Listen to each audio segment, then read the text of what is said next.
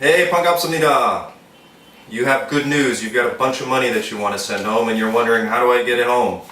The safe way. You got a couple options, but probably the best way is to do a wire transfer. And that's probably a foreign idea to many people. You know, I didn't even really understand how to do the whole thing the first time. But it's pretty easy once you get all your information together, and that's really the hardest part of it all, is just contacting your bank or doing whatever you need to do to get the information that you need to give to your bank here to make that wire transfer happen. So I'm just going to give you the information that's required in most circumstances with most banks back home, at least in America. And if you go with a reputable bank here in Korea, they're going to require the same information because the two systems need to be able to shake hands and get your money home. So, without further ado, here's exactly what you need.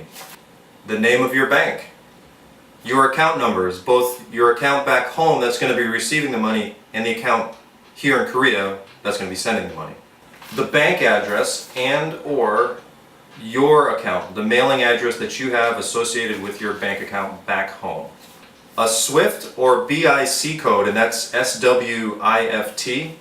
You're going to need an ABA number or a routing number. AC IBAN number, IBAN. And of course you're going to need your passport number. Now all that stuff is essentially going to be required, and I say essentially because maybe one or two of those things, one or two of those codes is not necessarily going to be required, or a bank may not provide it. So for example, I bank with Chase, and that AC IBAN number, IBAN, they actually don't have one of those. So, but there's all the other information is required. That's international banking language that the systems around the globe use to communicate with each other for situations like wire transfer. So you're going to need all that.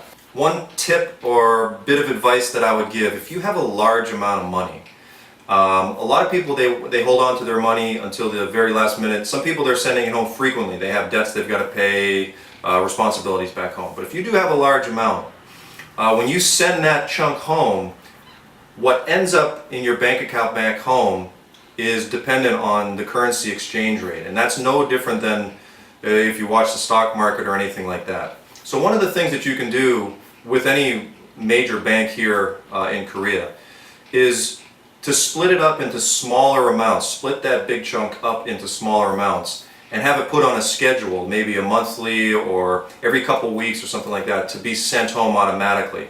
And what that does is much in the style of what's called dollar cost averaging, for any of you who have an IRA or have done any investing in the stock market. You're putting smaller amounts of money over a long period of time to compensate for the fluctuations in the market. That basically means when it's up, maybe you'll hit it. When it's down, you might get a bad day, you know, and over the course of several transactions, you pretty much level out. As opposed to, let's say you have a big chunk of money, and that goofball up north starts saber rattling again, and it causes some turmoil in the markets. That'll affect what ends up in your bank account back home, because the exchange rate will be negatively affected by that. So that's one thing to keep in mind. Most banks, my bank, I'm here with Busan Bank, they have a system set up for that. You can put it on a schedule, and I would just recommend looking into that if you don't do it on a schedule already. So the wire transfer fees, they weren't quite as bad as I thought they would be.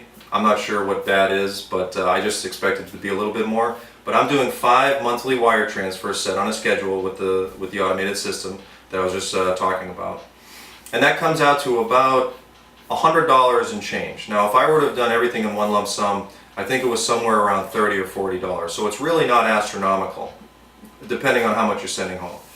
But like I said, it goes up and down with the amount that you're sending in each transfer. So that's it. That's wire transfers, exchange rates, and all that kind of stuff in a nutshell. There's a lot of information that I could probably go over, but all those codes and everything like that, you can just Google it and figure it out yourself. You're smart people. So hopefully that was helpful. If you have any other questions, send me a message. If you like this video, don't forget, please subscribe, and I'll see you next time.